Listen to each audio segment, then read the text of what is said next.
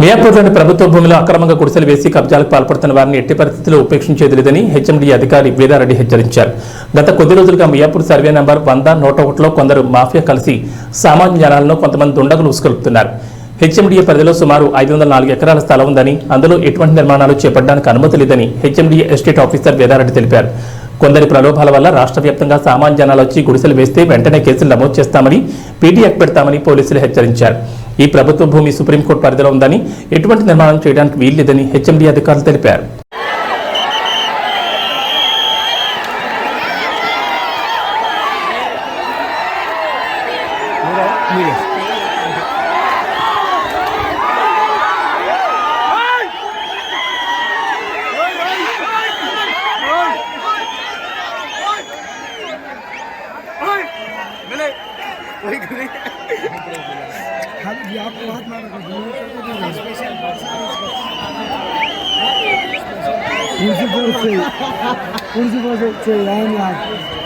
मारते उतार सब ये तो उतारेंगे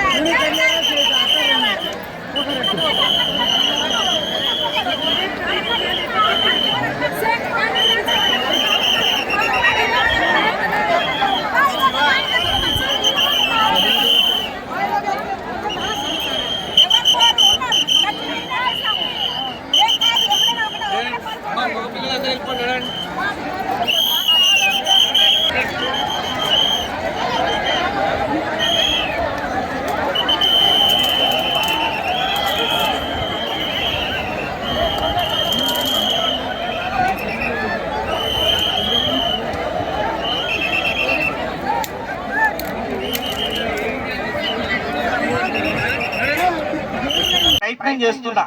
మీరు గుడిసెలేయడానికి ప్రయత్నం చేసినా, ఏదో మా ప్రాంతం ఇదని చెప్పి మీరు పెట్టుకోవడానికి ప్రయత్నం చేసినా కానీ అది వృధా ప్రయాస అయింది. తర్వాత మీరు ఈ యొక్క పోలీస్ కేసులతోటి, క్రిమినల్ కేసులతోటి ఇబ్బంది పడతారు.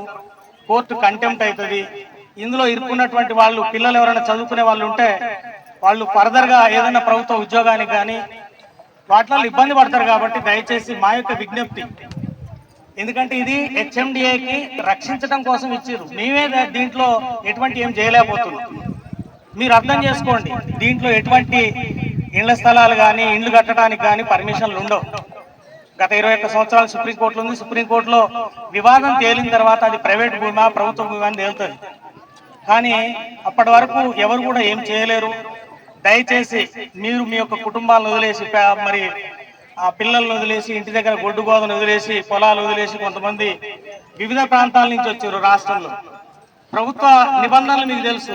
ఒకవేళ ఇళ్ల స్థలాలు ఎక్కడిస్తారు అంటే మీ యొక్క ప్రాంతంలో గవర్నమెంట్ స్థలం ఉండి మీరు అర్హులైతే ఆ యొక్క లోకల్ ఉన్నటువంటి తహసీల్దార్ గారు, జిల్లా కలెక్టర్ గారు వారి అనుమతితోటి అక్కడ ఇళ్ల స్థలాలు ఇస్తారు.